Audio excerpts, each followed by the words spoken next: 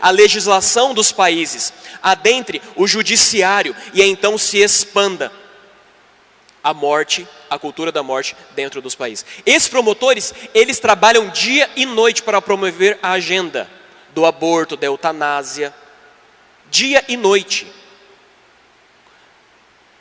Enfim, outras agendas que não cabe aqui a coisa. Vamos focar no aborto, senão a gente vai longe demais. E quando eu digo dia e noite, é dia e noite mesmo.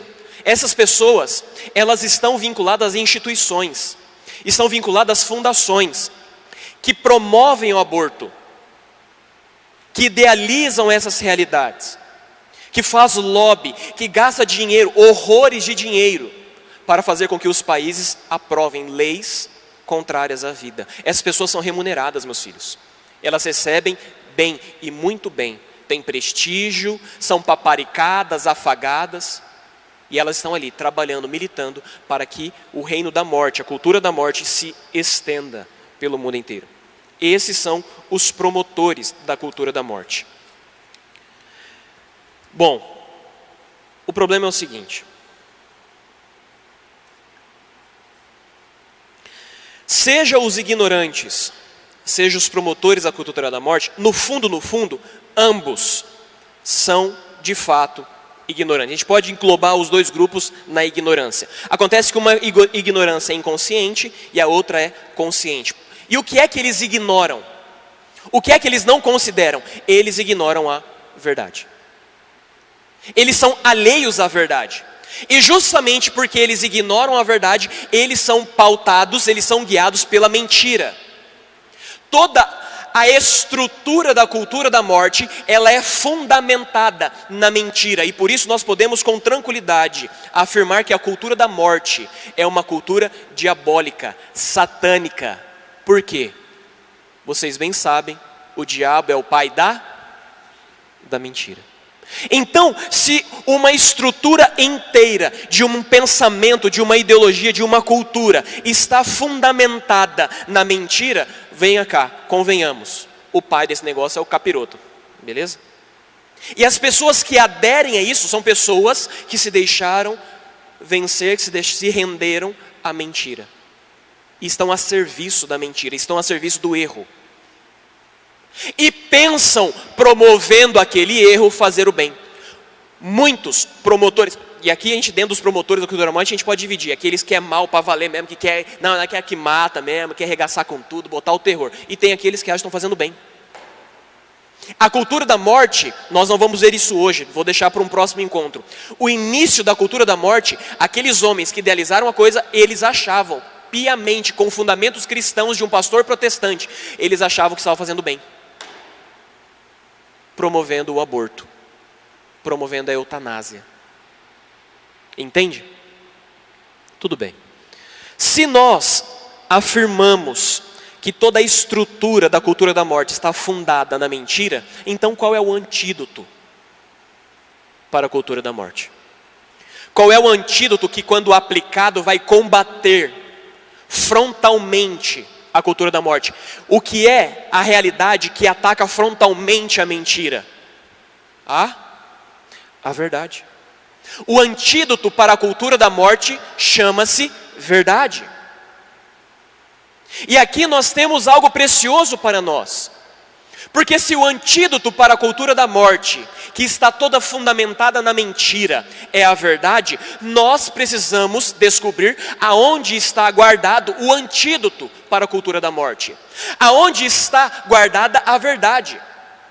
Onde está o santuário da verdade?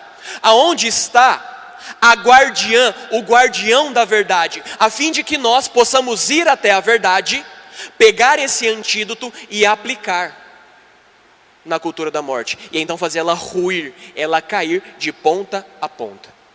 Quem é a guardiã da verdade? Quando nós pegamos as Sagradas Escrituras, nós vemos lá 1 Timóteo 3,15. 1 Timóteo 3,15. A palavra de Deus diz assim: a igreja de Deus vivo é coluna e sustentáculo da verdade. A guardiã do antídoto, a guardiã da verdade é a igreja. Ela é coluna e sustentáculo da verdade. Ou seja, o antídoto para a cultura da morte está na igreja. E por que está na igreja? Por uma razão muito simples. O que é a igreja? A igreja é o próprio Cristo, vivo, presente, ressuscitado, atuante na história da humanidade. A igreja é o Cristo vivo, ressuscitado, presente, vivo, e atuante na história humana. Isso é a igreja. E presente na história humana, atuante porque ela modifica a história através de quem? Através dos seus membros, que são os batizados. Somos nós, os batizados. Nós somos a igreja. Nós, enquanto igreja, somos a coluna e o sustentáculo da verdade. Ou seja, nós, igreja, temos a plenitude da verdade. Quando eu falo igreja aqui, eu não estou me referindo aos padres e aos bispos somente. Não, estou me referindo a todo o povo de Deus, a todo batizado. Nós somos igreja. E porque nós somos igreja, nós somos o Cristo. Nós estamos unidos ao Cristo. E uma vez que nós estamos unidos ao Cristo, nós estamos unidos àquele que disse de si mesmo: eu sou o caminho, a verdade e a vida.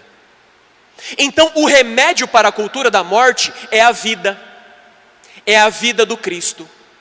O remédio, o antídoto para a cultura da morte é o próprio Cristo, é a verdade que põe abaixo toda a mentira que fundamenta a cultura da morte. Muito bem, a agenda da cultura da morte, ela só se estendeu, ela só tem ganhado território em todo o mundo, porque infelizmente a igreja não é mais mestra, rainha e educadora dos povos. A igreja sempre foi educadora das nações. A igreja sempre foi aquela que guiou os povos. A igreja é aquela que dá a baliza para o mundo que caminha desgovernado, a fim de que o mundo não caia no abismo, a fim de que o mundo não caia nas trevas, a fim de que o mundo saia das trevas. Porque desde quando o pecado adentrou no mundo, ele passou a imperar no nosso meio. O mundo jaz do maligno, o mundo está em trevas. Então é a igreja que tira o mundo das trevas. E uma vez que nós estamos na luz, a igreja vai nos balizando, vai nos mostrando o caminho para nós não voltarmos para as trevas. O momento que a igreja parou de ensinar os povos, o mundo começou a entrar em colapso, em declínio. E aqui eu lembro novamente o professor Olavo. Tem uma das tantas palestras que ele dá, que ele fala, aula e tudo mais, que ele diz assim: você quer resolver o problema do mundo? Quer consertar o mundo? Conserta a igreja. O mundo vai mal porque a igreja vai mal. E isso aqui é muito sério. Se a igreja está mal, quem é que vai guiar as nações? Se a igreja vai mal, quem é que vai dizer para o legislativo as leis justas e as leis injustas? Se a igreja vai mal, quem é que vai dizer para as famílias: isto é bom, adequado, isso não é bom, isto é mal, não faça isso? Quem é que vai dizer para os jovens a maneira como se deve viver, para ser realmente feliz, realizado, encontrar a sua vocação, crescer nas virtudes, na beleza, ou seja, aplicar aquela força que é própria da juventude? Quem vai fazer isso? Se a igreja vai mal, estaremos soltos por nós mesmos, estaremos como que um carro desgovernado na descida, numa ribanceira. O mundo está desgovernado porque a igreja deixou de ser mestra. E aqui nós temos algo precioso. Por quê?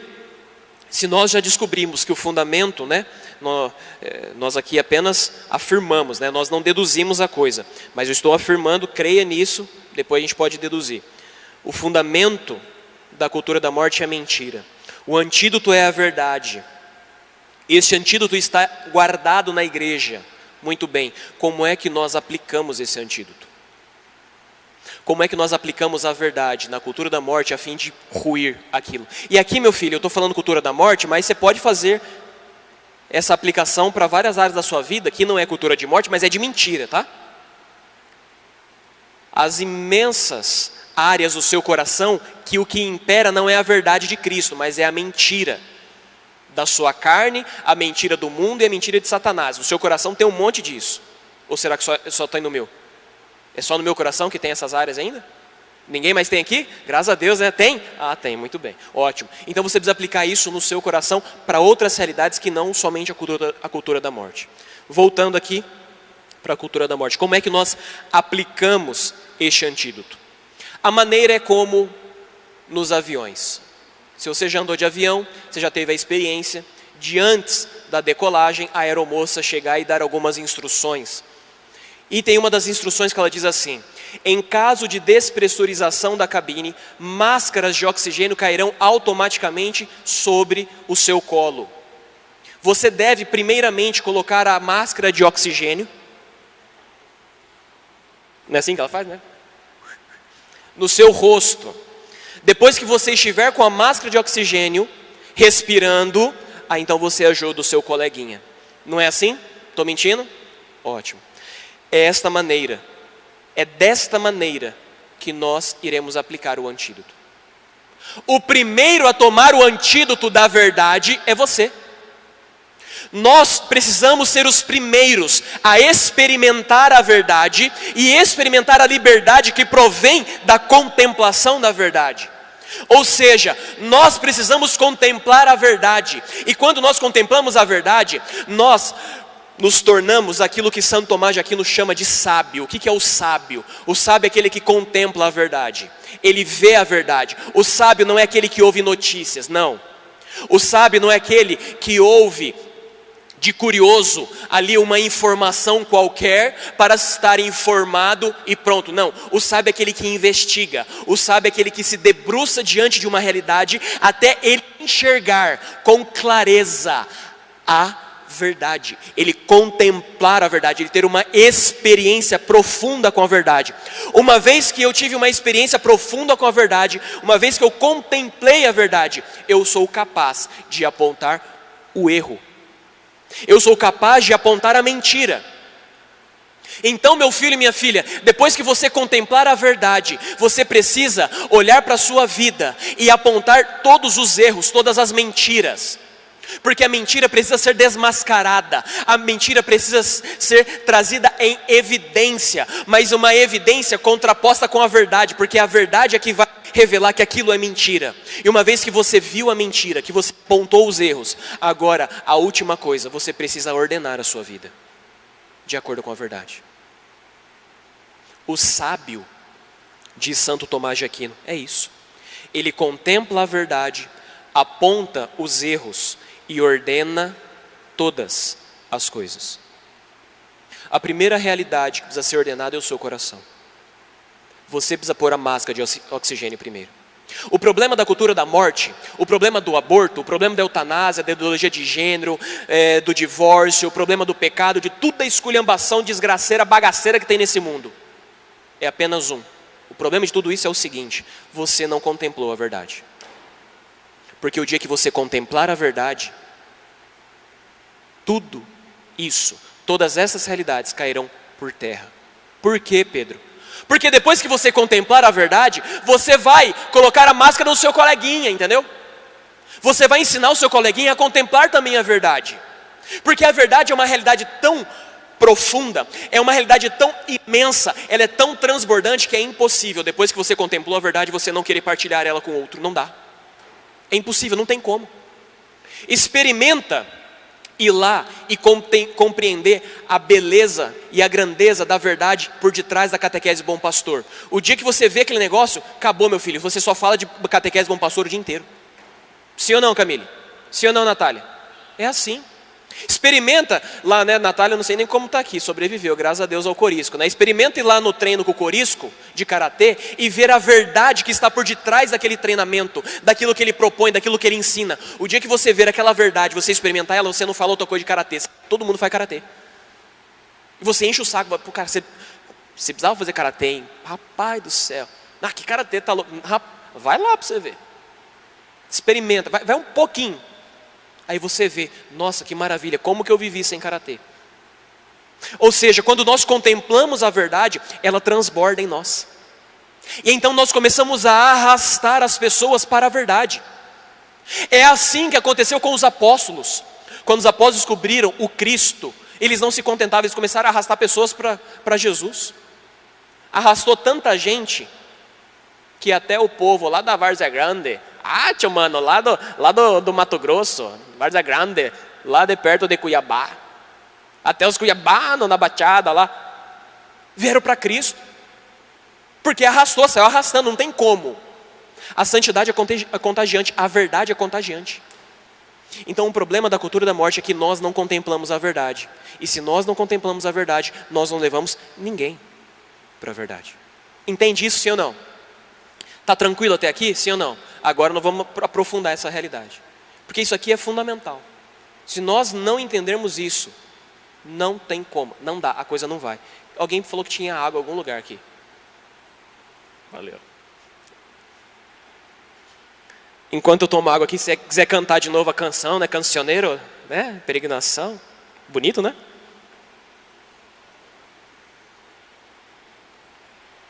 Tudo bem. Veja só, vamos aprofundar essa realidade.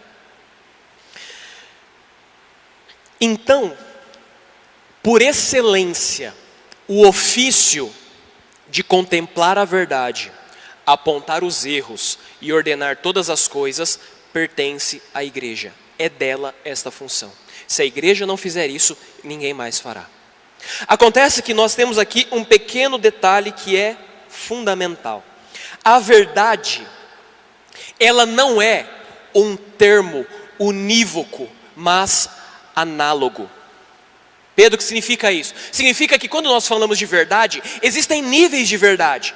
Existem verdades mais sublimes, mais elevadas, e existem verdades mais baixas, mais simples. Tudo é verdade.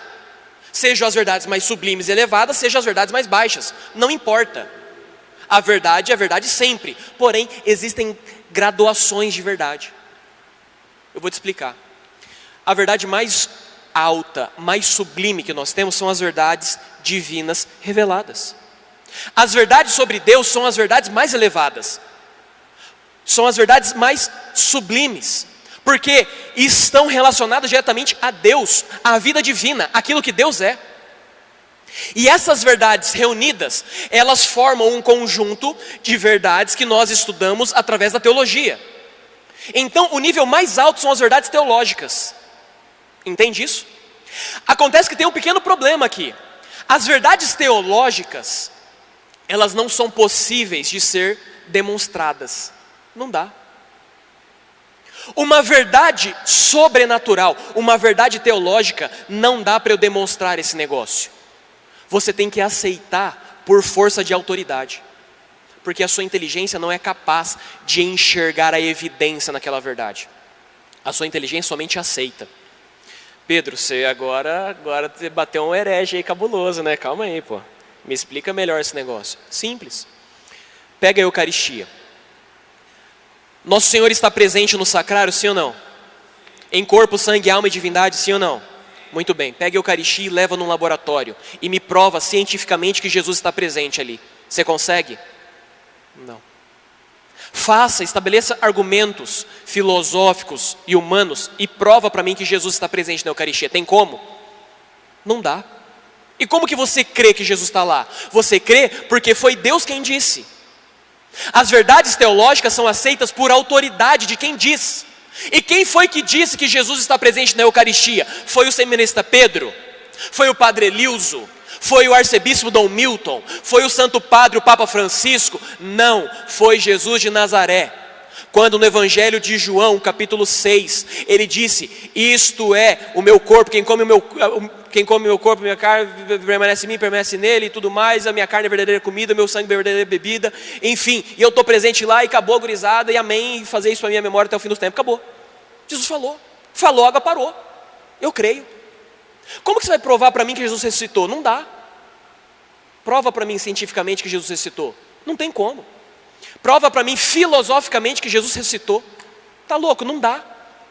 Porque é uma verdade divina, sobrenatural. E você aceita por fé.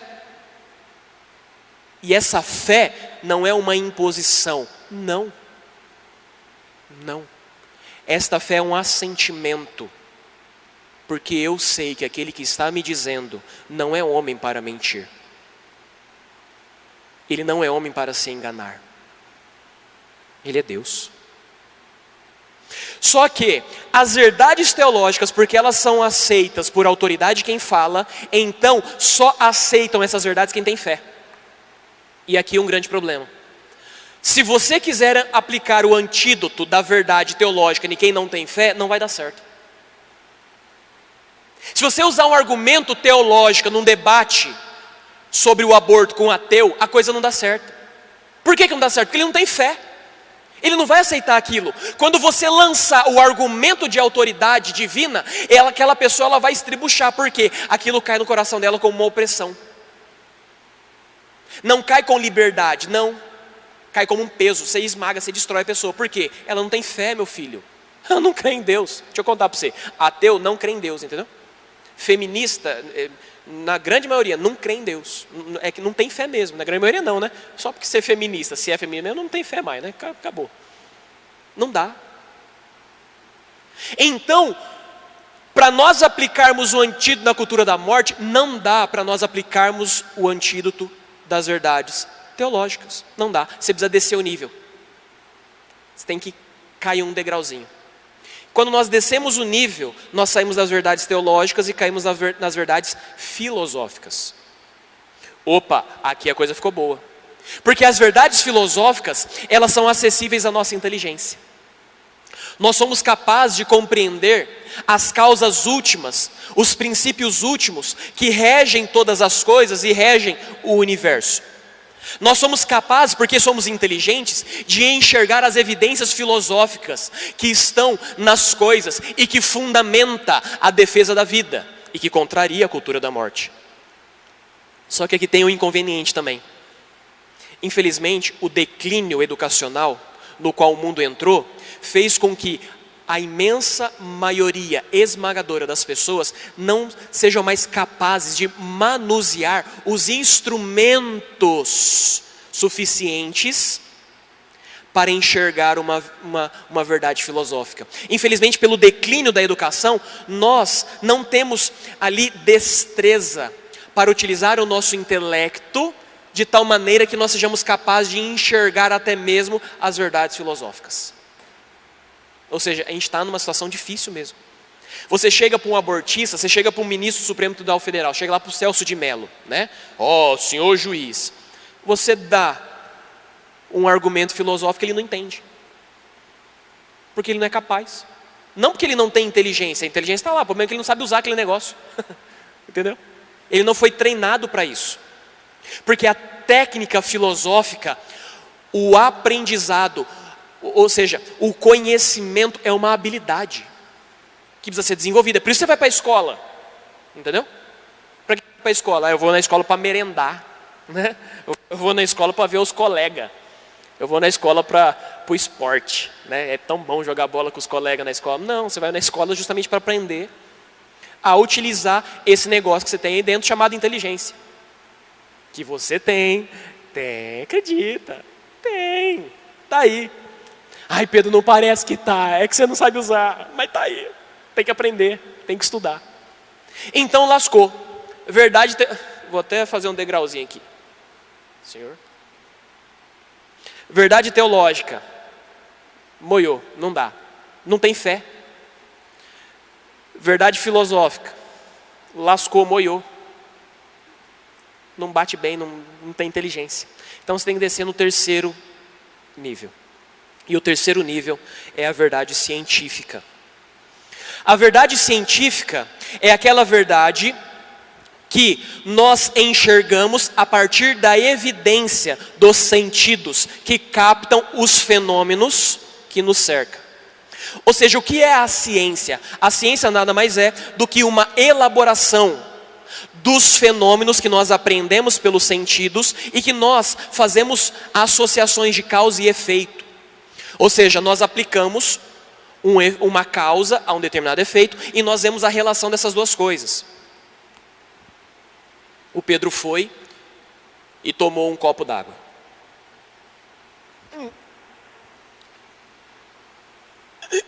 Esperei um pouquinho, eu vou no banheiro.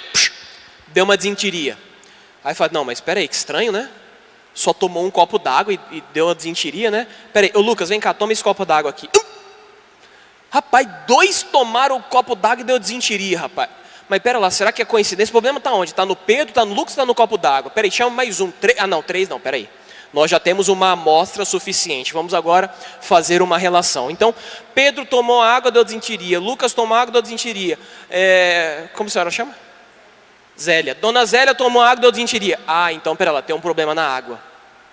A causa desse efeito de desinteria é naquele copo d'água. Então vamos analisar o que tem naquele copo. Vamos levar no laboratório, fazer uma análise química na água e vamos tentar descobrir qual é o clorofórmio fecal que está ali dentro que está dando a desinteria lascada. Isso é ciência. A ciência é parte do fenômeno visível. Você viu, você sentiu, sortou o trem, rapaz, não tem como. Isso aí, qualquer um vê a evidência da coisa. Então esse nível é o mais baixo, é o nível dos sentidos. Qualquer um vê, qualquer um sente, qualquer um toca. E a ciência é aquela que vai elaborar as relações disso. E a ciência, é claro, vai ser fragmentada. A ciência vai uma hora se aplicar aquilo que é a fisiologia da coisa, aquilo que é a biologia da coisa, aquilo que é a física da coisa, aquilo que é, sei lá, tudo quanto é ciência que você pode imaginar, aquilo que é a sociologia da coisa, enfim, a ciência vai ver as relações. Entende isso? Então, quando nós vamos aplicar o antídoto na cultura da morte, e aqui nós vamos aplicar o antídoto no aborto, nós precisamos respeitar essa hierarquia de verdade. Nós precisamos contemplar a verdade nesta hierarquia. Nós primeiro contemplamos a verdade a nível científico, dos sentidos, dos fenômenos, das relações de causa e efeito. Depois nós vamos ao nível filosófico, depois nós vamos ao nível teológico. E então nós vamos fundamentar o porquê o aborto é um homicídio, algo horrendo que precisa ser combatido por todos nós. Deu para entender até aqui, sim ou não? Sim ou não? Muito bem. Então, eu não sei até que horas que eu posso ir, mas vocês estão lascados que eu vou ainda mais uma meia hora aqui. Aguenta firme? Aguenta mesmo, certeza? Pode parar também. Não? Tá. Então nós vamos aplicar agora esses 3 níveis de verdade no aborto. Porque você precisa compreender a maldade que está no aborto, o mal que está ali. E uma vez que você ver a evidência disso, você contemplar essa verdade, você vai ser capaz de apontar o erro e ordenar as coisas em você. E depois você vai fazer isso com os outros. Certo? Muito bem. Aqui então eu vou falar para aquele primeiro grupo, que é o dos ignorantes. Não vou falar agora para os promotores da cultura da morte, porque eu vou deixar para uma próxima palestra, onde nós podemos com tranquilidade investigar quem são os promotores da cultura da morte, qual é o papel deles, de onde eles surgiram, por que eles fazem isso e toda a bagaceira. Eu quero falar dos ignorantes, que é os idiotas úteis, que é a massa geral do povo, entendeu? Essa massa, você deu risada porque eu expliquei, o idiota útil é um termo de Olavo, você estava nessa parte? Do Olavo de Carvalho, que fala o seguinte: a pessoa é ignorante, ela não sabe a razão daquilo ali. E por isso ela contribui para aquela agenda, mas na verdade ela não concorda com aquilo. O problema é que ela é ignorante, né? É por isso que é idiota útil. Ah, muito bem. Teve gente que chegou depois. O professor Olavo que desenvolve isso. Nesse caso dos ignorantes, mas que têm fé, a gente já pode começar pelas verdades teologais para dar uma... Será que mexe com a pessoa, alguma coisa assim? Sim e não. É bom que você perpasse esses degraus para fundamentar bem a coisa. Você pode ir direto para a verdade teológica, mas no fundo, se ela não tem uma fé bem firme, se é uma fé firme, beleza. Roma locuta, causa finita. Roma falou, meu filho, acabou, eu tenho fé. Se a igreja diz que é mal, rapaz, é mal e eu vou dar o cacete de quem que fala que é bom esse negócio, entendeu? Mas se a fé da pessoa é meio claudicante, meio vacilante, então passa com ela esses níveis até chegar na verdade teológica. Então veja só, vamos aplicar então esses 3 níveis de verdade ao aborto, para nós compreendermos como é que tem que ser a nossa meditação, a nossa contemplação, para poder argumentar de maneira eficaz conosco mesmo e depois com as outras pessoas. Ótimo. Veja só, precisamos responder as seguintes perguntas, veja lá. O aborto é um homicídio? Porque se é um homicídio, é algo mau. Está matando uma pessoa. e pelo Código Penal, isso é mal. Entende? E não só pelo Código Penal, mas pela lei natural também é mal. Porque a lei natural rege que todos nós somos uma vida, e essa vida tem que ser preservada, tem que ser defendida, seja por nós mesmos, a autodefesa, seja por outros, quando é um vulnerável. Então, seja pelo direito natural, seja pelo Código Penal, o homicídio é algo mau. O homicídio é tirar a vida de um outro ser humano. Muito bem. Segunda pergunta, a gente tem que responder: o aborto é a destruição de um ser humano? Precisamos responder isso. Porque se é um ser humano, é um homicídio. Se é um homicídio, é mau. A coisa lascou. Entende? Por fim, o nascituro, ou seja, o feto, o bebezinho, o embriãozinho ali, humano, possui vida humana? Porque se possui vida humana, então o aborto é um homicídio. Entende? E se é homicídio, logo ele não pode ser praticado. Ele é mau. Não dá. Entende isso? Tudo bem. Como é que nós vamos investigar esse negócio? Nós vamos primeiro passar pela verdade científica. E o que é que a ciência nos diz a respeito do nascituro? O que é que a ciência nos diz acerca do feto? Ele diz assim, a ciência: achar que o feto não seja uma pessoa separada, mas apenas uma parte do corpo da mãe, não é correto. Um dos argumentos das abortistas é isso, não é? Meu corpo, minhas regras, não é isso? Ou seja, eu tenho direito sobre o meu corpo. Então, já que eu tenho direito sobre o meu corpo, eu posso extrair uma parte do meu corpo e eu não devo satisfação a ninguém. Só que tem um pequeno detalhe: o nascituro não é parte do corpo da mulher. Isso é um erro. Por que é um erro? O que a ciência nos diz? A circulação do sangue da mãe e do feto são separadas. Epa! Como assim? Se são separadas, são dois corpos. A nossa circulação sanguínea é a mesma, a minha, a sua? Sim ou não? Não. Por quê? Porque somos corpos separados. E nós sabemos que a circulação sanguínea é um sistema fechado. Não é um sistema aberto, sim ou não? Continua. O feto possui princípios separados de crescimento e desenvolvimento. Sistema nervoso separado. Olha isso. Circulação do sangue separada, esqueleto próprio, musculatura própria, cérebro, coração e órgãos vitais próprios. Se possui tudo isso, todos esses órgãos, de maneira própria, epa, este corpo não é meu, é o corpo de um outro. Continua a ciência. A individualidade do feto é, além disso, atestada por se poder ouvir, através de aparelhos, as batidas do seu coração com 1 mês e 3 semanas de gestação. Vocês já viram algum corpo com 2 corações? Um corpo humano, de um ser humano, tem quantos coração? Tem 1, né? Opa, aqui tem 2. Então são 2 corpos. Isto mostra que o feto já possui um coração próprio. Com 8 semanas de gestação, o feto tem uma face humana, com pálpebras semi-fechadas, como nas pessoas que estão para dormir. Olha que coisa linda. No 5º mês de gestação, os pelos de suas sobrancelhas começam a crescer e já aparece uma franja de pestanas. As mãos, os dedos e os polegares podem ser claramente observados com 1 mês e 3 semanas de gestação. Com 2 meses já existem impressões digitais nas mãos e nos pés do feto. As palmas das mãos se tornam sensíveis ao toque e com 2 meses e meio o feto pode agarrar objetos com as suas mãos. Olha que coisa linda. Tais como uma pequena haste. Com 2 meses todos os órgãos estão presentes no feto. Com 2 meses todos os órgãos já estão prontos. 2 meses. Aquela criança em São Mateus que foi assassinada com uma injeção de cloreto de potássio, depois foi trucidada e arrancada para fora do útero de sua mamãe, estava com 6 meses de vida. Com 2 meses e meio, se tocarmos a testa do feto, ele pode virar a cabeça para o outro lado e franzir a testa e as sobrancelhas. Com 3 meses, seus órgãos e sentidos estão presentes e aparentes. Embora o sangue da mãe e da criança não se misturem durante a gestação, a criança, entretanto, recebe oxigênio e alimento da mãe através da placenta. Com 3 meses, o feto já sente dor.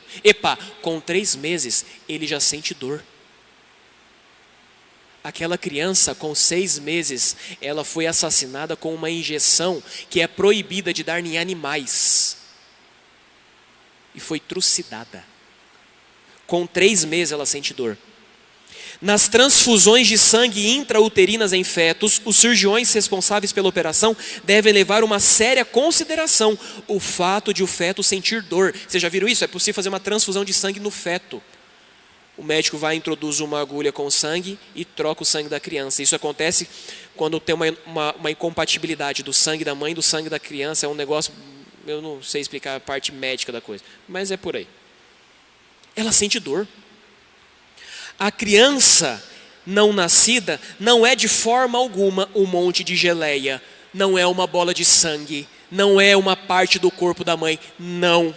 Ao contrário, ela é capaz de sentir quando foi atingida e protestará isso de maneira semelhante como faria um bebê em seu berço. Se vocês pegarem um vídeo chamado Grito Silencioso, aonde aquele vídeo mostra um aborto, a hora que introduz a ferramenta na mamãe para poder sugar a criança, ela começa a esquivar, ela começa a fugir daquilo, como quem foge de uma ameaça, ela começa a relutar contra aquele agressor. No caso das transfusões de sangue, tudo bem. No caso de um abortamento aos 2 meses e meio por curetagem, no qual se retalha um bebê em pedaços através de uma espécie de foice chamada cureta, não há dúvidas de que o feto sente de fato o que lhe está sendo feito. As armas utilizadas contra o feto durante um abortamento causam a morte do feto pelas mesmas razões médicas, pelas quais um adulto atacado da mesma forma morreria. Meu filho, isso aqui é uma verdade científica, visível a qualquer um. Basta um ultrassom, basta um exame, uma observação detalhada, e você vai ver que aqui existe uma vida, e uma vida humana. Aquilo que está dentro daquela mulher não é uma vida de uma outra coisa, não, uma vida humana, porque tem órgãos humanos, é desenvolvimento de um ser humano. Não é o corpo da mãe, é o corpo de uma outra pessoa, porque possui todo um sistema próprio.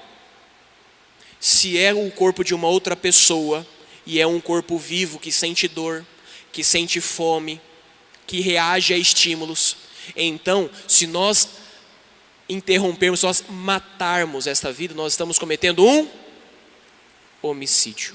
Estou assassinando uma pessoa humana, através de um crime mais hediondo, que é você matar com requintes de crueldade um indefeso, alguém que é incapaz de se defender, um vulnerável. É terrível isso.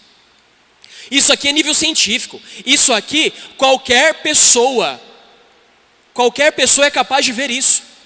Então, converse sobre isso com as pessoas que são a favor do aborto, que estão sendo a favor por ignorância. Elas precisam saber disso. Nem você sabia disso, sim ou não?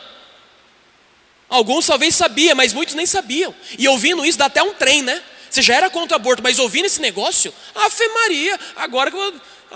não, tá louco. Vou sair caçando agora a mulher que quer abortar e contar esse negócio, porque se ela souber disso... Pega aquele testemunho da Patrícia Sandoval, uma espanhola, que ela trabalhou na maior empresa de aborto do mundo, Planned Parenthood. Aquela mulher cometeu 2 abortos, se eu não me engano, e foi trabalhar na clínica aborteira. E ela foi lá por pura ignorância, porque para ela, aquilo que havia dentro da mamãe era uma bola de sangue. Ela sempre creu nisso. Até o dia que ela foi aonde jogavam os restos de criança.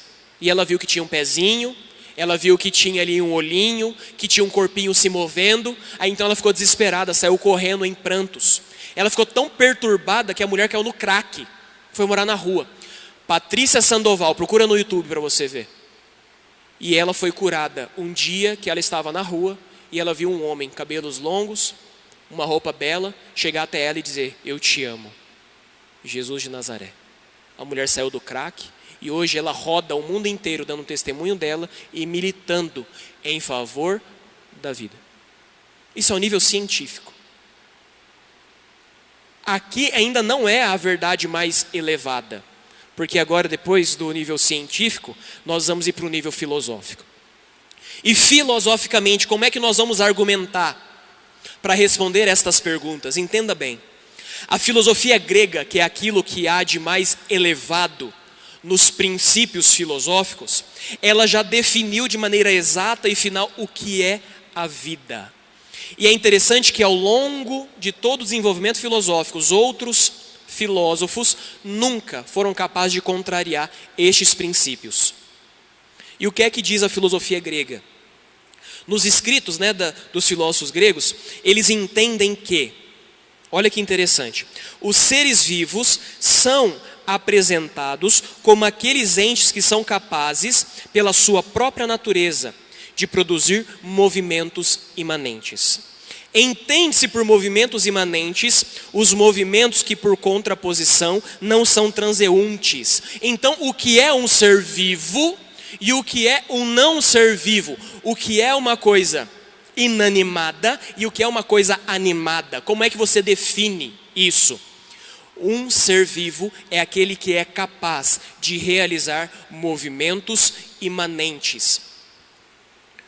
Um ser não vivo, algo inanimado, é aquele que só é capaz de se mover a partir de movimentos transeuntes. Pedro, a coisa ficou difícil agora, né? Falei que filosoficamente o negócio complica. O que é um movimento imanente e o que é um movimento transeunte? Simples. O movimento imanente é aquele que o ser realiza por ele mesmo. Ou seja, ele por si só, ele se move. Pega, por exemplo, uma plantinha, uma planta, uma árvore, ela por ela mesma, ela se move.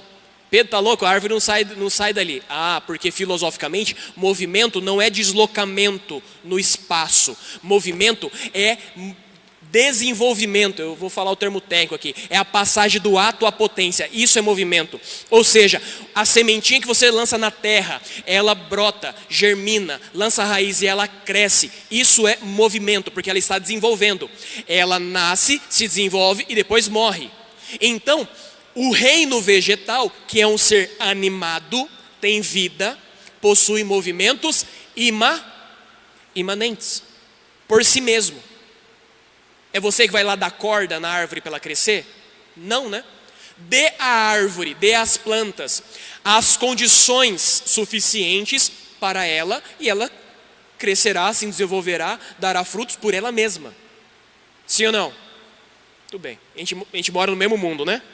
Você vê isso todo dia e nunca se deu conta, né? Tudo bem. Vem cá no movimento agora transeunte.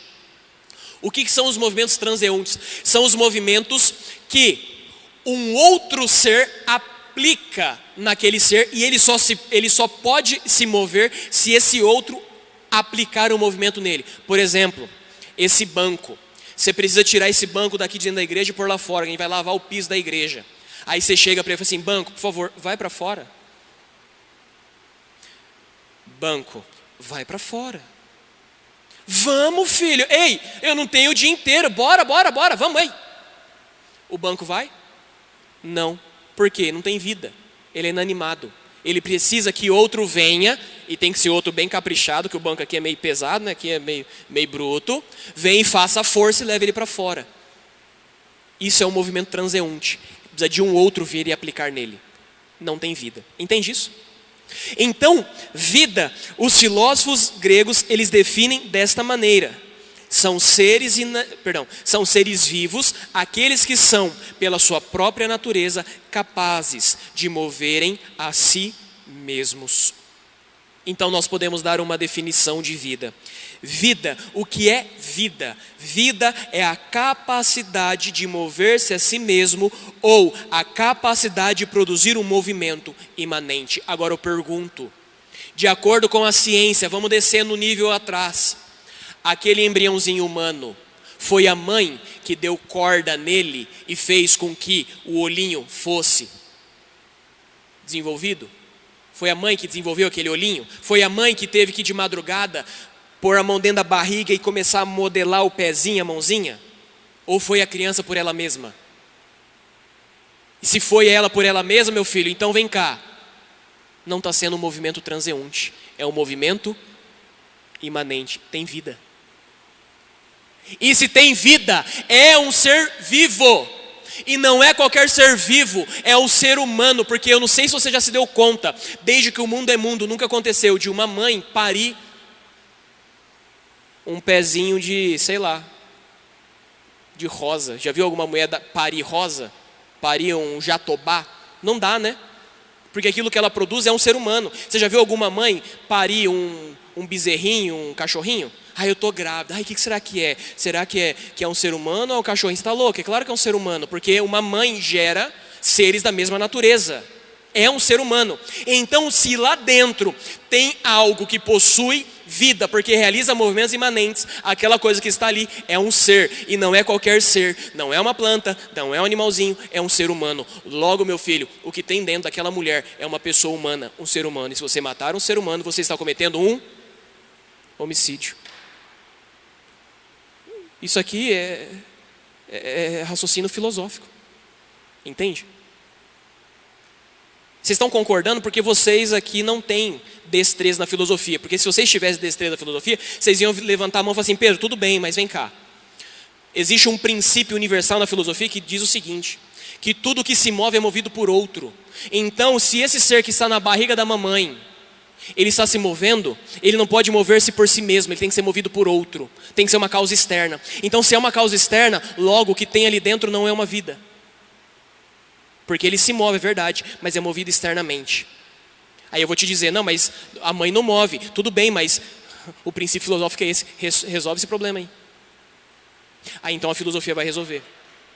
Vai resolver dizendo o seguinte: tudo bem, é verdade. Tudo que se move é movido por outro. Isso é um princípio universal. Acontece que existe de fato uma coisa externa àquele embrião humano que está movendo ele. E o que é essa coisa externa que lhe move? É a sua alma. Os seres animados têm alma, e a alma é uma coisa externa ao próprio corpo. E por isso é a alma que produz movimento nos corpos. Por isso você vai no velório, está lá o defuntão lá, o presunto, né? Ele está lá paradinho, né? Morreu o bichinho. Por que morreu? Por que não mexe? Porque não tem mais alma ali. Que é o princípio movente, é o princípio vital. A alma separou do corpo. Entende isso? Então, é assim que se resolve. E mais, tudo bem, é verdade, tudo que se move é movido por outro. Acontece que o ser humano, ele é um ser uno, nós somos uma unidade, certo? Eu sou uma unidade, eu sou o Pedro, certo? Acontece que eu sou uma unidade de partes totalmente heterogêneas, porque eu tenho uma mão, eu tenho braço, eu tenho perna, e a perna não é igual ao braço, o braço não é igual à mão, a mão não é igual aos olhos. Então eu sou um todo, uno, uma única pessoa composta de partes distintas. Então acontece o seguinte: tudo que se move é movido por outro, é verdade. Então, quando eu estou me movendo, por exemplo, caminhando, o que está movendo a cabeça que está parada é as pernas. Então a cabeça está movendo porque ela está sendo movida por outro, pelo quê? Pelas pernas. E assim é todo o nosso sistema de desenvolvimento, todos os nossos sistemas, sistema nervoso, sistema digestivo. Ou seja, são partes distintas que um move o outro, que move o outro. Ou seja, é uma cadeia, é uma ordem, está ordenado. Assim também no universo. Em última análise, então, uma causa externa é a própria alma, e externo à alma, o próprio Deus que criou aquela alma. Que filosoficamente nós não vamos dizer que é Deus, porque a filosofia não consegue deduzir que é Deus, mas deduz que é um ser maior, mais elevado, que ele tem que existir, não tem como não existir, porque senão as coisas não fazem sentido. Mas o que é, não sei, porque a filosofia não tem fé. Entende isso? Então, nós saímos do nível científico, passamos para o nível filosófico. Então nós estamos fazendo um caminho de ascensão, um caminho de subida das verdades mais simples, mais básicas, para argumentar e destruir a cultura da morte, que é uma cultura diabólica, fundada na mentira. Nós estamos destruindo isso. Então a verdade científica, subimos mais um degrau. Verdade filosófica, ela é mais robusta, ela é mais densa, ela tem uma autoridade maior. Agora nós temos que subir mais um degrau para a verdade teológica. E o que é que a teologia diz a respeito do aborto? E aqui é a parte mais gostosa, mais legal, porque é com nós. A gente tem fé, né? Então é com nós. Olha que coisa maravilhosa. O catolicismo, a Igreja Católica, desde o século IV, ela condena de forma veemente o aborto. Século IV, ano 400 da era cristã. Desde lá, a Igreja Católica já combate de forma veemente, declarada, o aborto. Olha que coisa bonita. Existe uma encíclica do Papa Pio XI, de 1930. É uma encíclica sobre o matrimônio cristão. E ela ficou conhecida como que... uma encíclica do matrimônio cristão, Pio XI, de 1930, que ficou determinado, nessa encíclica, que o direito à vida de um feto é igual ao da mulher. Olha que coisa tremenda. O direito à vida do feto é o mesmo da mulher. Nossa, agora as feministas iam vibrar, né? Nossa, a gente defende a vida da mulher, que maravilha. Então o feto tem a mesma dignidade? Eba, não vou mais defender o aborto, vou defender o feto. Se tivesse fé, né? Mas não tem fé, lascou, né? Volta lá atrás, lá. Tudo bem, continuar.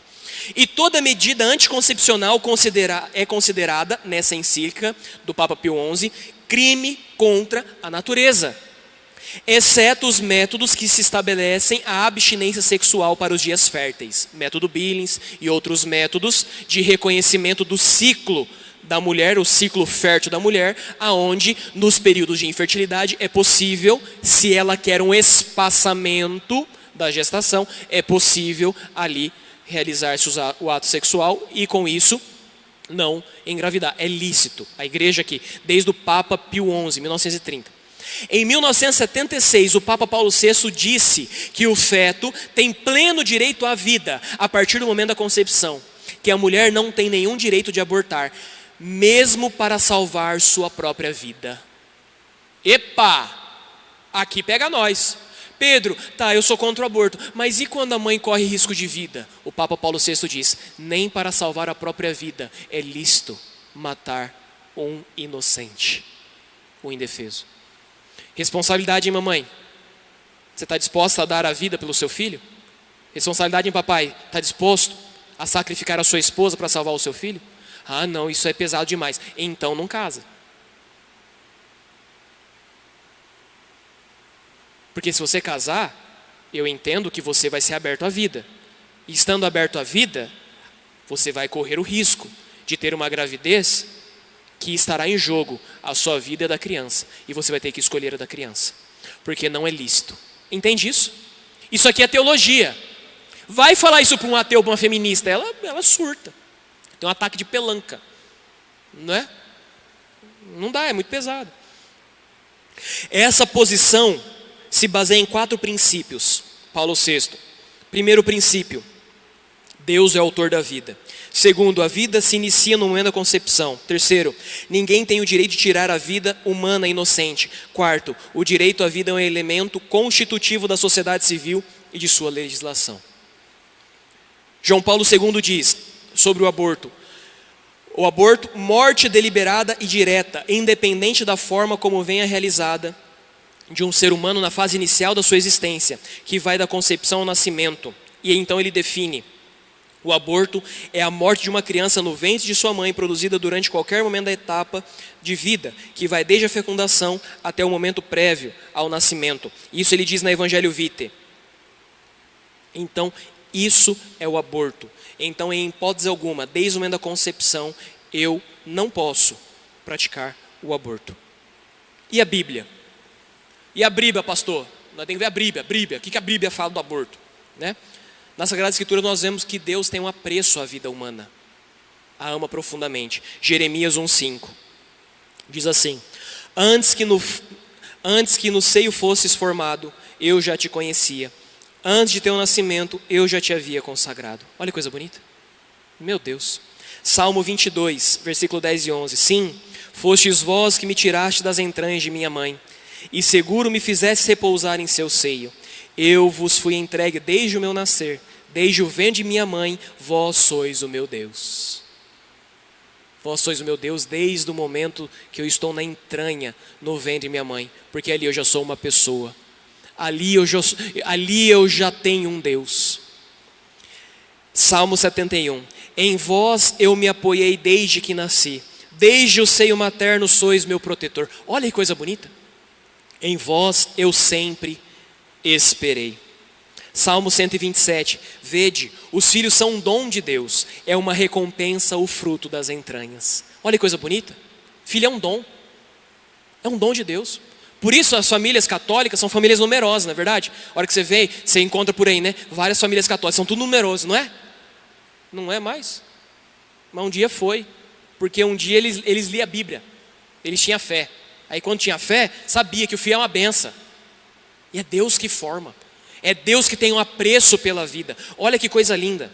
Olha que lindo esse Salmo 139. Fostes vós que plamastes as entranhas de meu corpo. Vós me teceste no seio de minha mãe.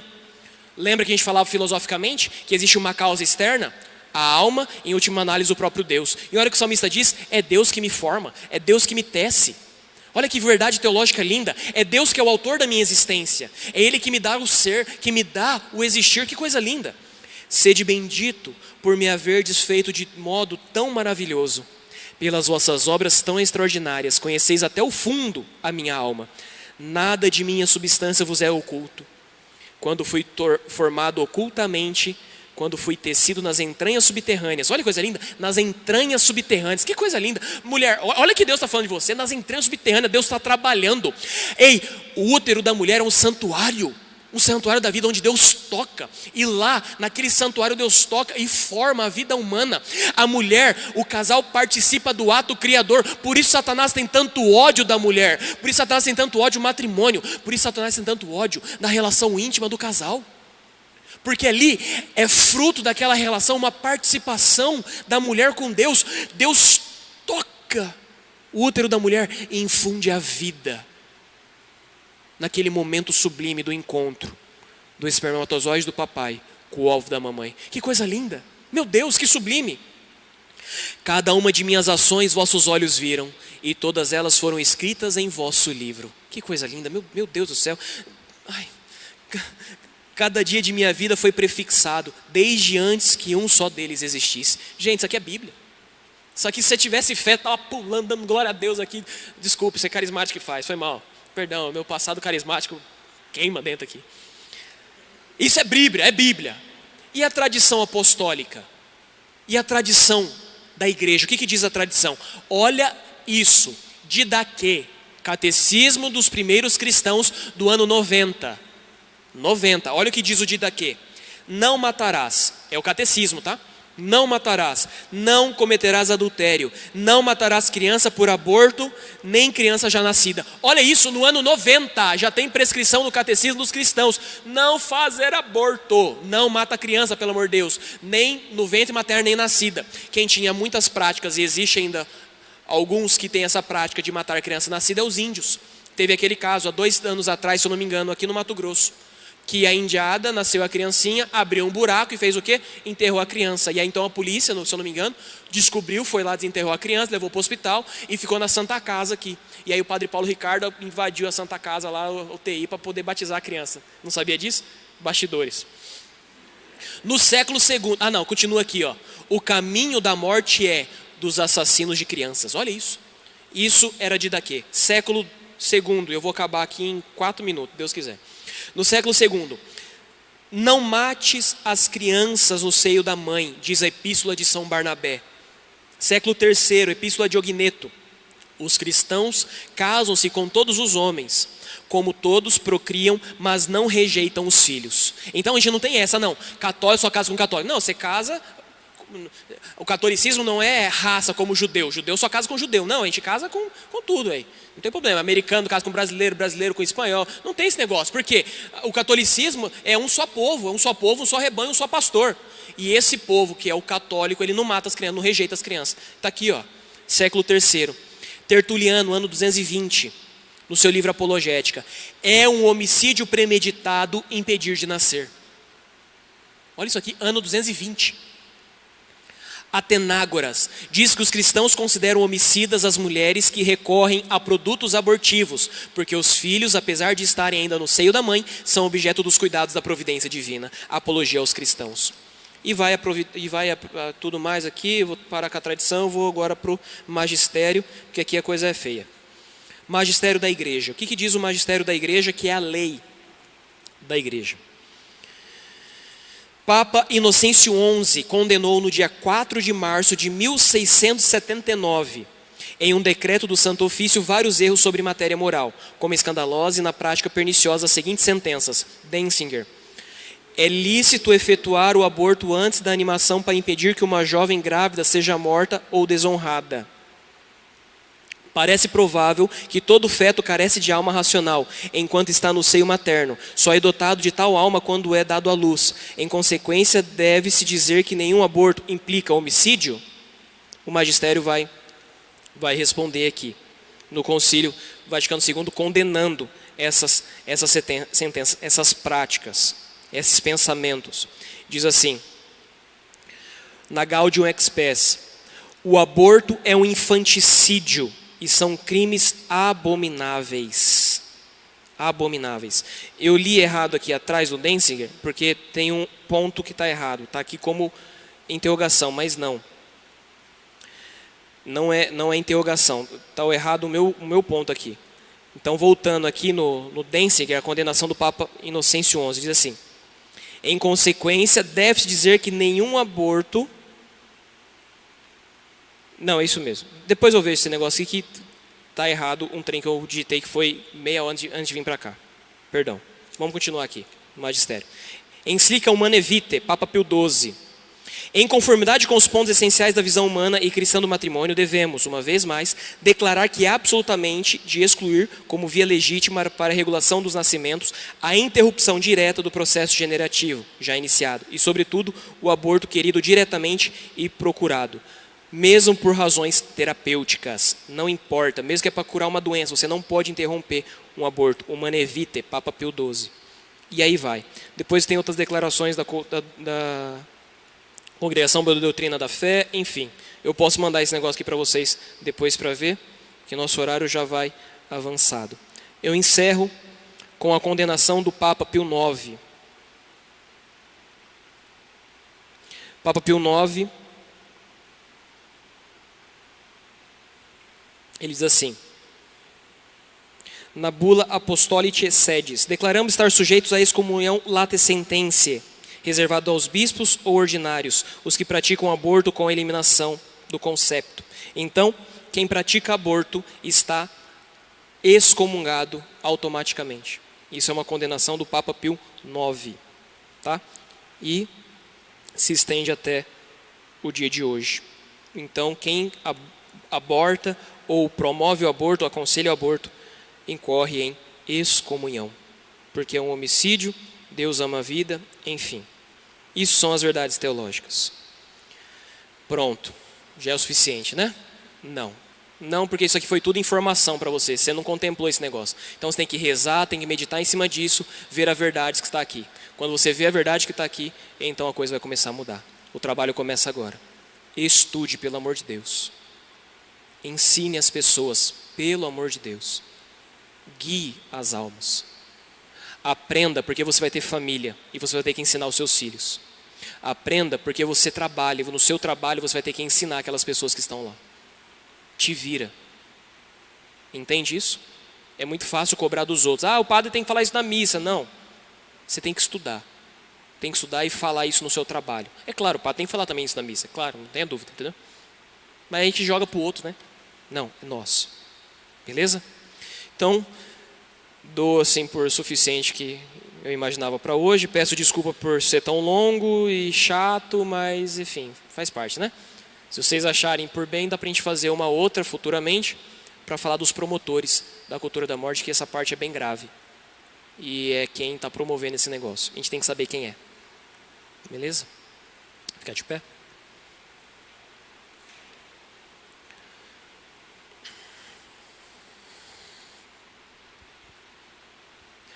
Pai Santo, Pai querido, Pai amado, nos colocamos na Sua presença, cremos que Tu estás aqui, que Tu estás neste sacrário que nos olha, que nos vê, que nos ouve. Queremos Te consagrar a nossa vida, o nosso coração, queremos nos entregar inteiramente a Vós. tudo aquilo que foi falado, tudo aquilo que foi proclamado nesta tarde, tudo aquilo que caiu no nosso coração, a fim de que possa frutificar. Suplicamos a Ti as Tuas luzes, Senhor, para que possamos contemplar verdadeiramente a verdade e, uma vez contemplada, nos guiar por ela. Tudo isso, Senhor, nós Te pedimos por intercessão da bem-aventurada Virgem Maria. Não ousamos, Senhor, a nos aproximar de Ti por nós mesmos. Somos pobres, pequeninos, miseráveis, indignos, Senhor Deus, da Tua presença. Por isso recorremos à Tua Mãe Santíssima. Virgem Imaculada, nos consagramos a Ti, Mãe.